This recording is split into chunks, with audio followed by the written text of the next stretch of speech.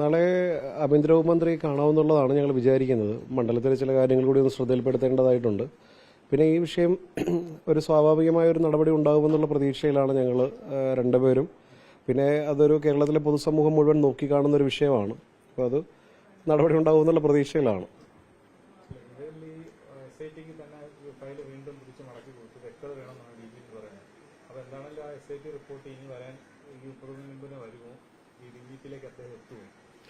ഇതിപ്പോൾ ഞാൻ മനസ്സിലാക്കുന്നത് ഇപ്പോൾ DGP സെൻകുമാറിന്റെ ഒരു കേസ് ഇതുപോലെ തന്നെ സംഭവിച്ചിട്ട് ഗവൺമെന്റിന്റെ ഒരു തിരിച്ചടി ഉണ്ടായത് നമ്മുടെ എല്ലാവരുടെയും മുമ്പിലുള്ളൊരു കാര്യമാണ്.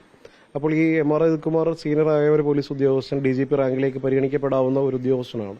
അപ്പോൾ എന്നാൽ അതൊരു പൊളിറ്റിക്കൽ ക്രിമിനൽ ഒരു വശത്ത് നിൽക്കുമ്പോഴും ഇത്രയും സീനിയറായ ഒരു പോലീസ് ഉദ്യോഗസ്ഥനെതിരെ ഒരു നടപടി വേണ്ട തരത്തിലുള്ളൊരു അന്വേഷണം നടക്കുമ്പോൾ അതിലൊരു ക്ലാരിറ്റി ഉണ്ടാകണോ എന്നുള്ളത് ഗവൺമെന്റ് ആഗ്രഹിക്കുന്നതിൽ തെറ്റില്ല. പക്ഷേ ആ ക്ലാരിറ്റി വരുത്തിയതിനു ശേഷം എത്രയും പെട്ടെന്ന് നടപടി വേണമെന്നുള്ളതാണ് നമ്മുടെ ആവശ്യം.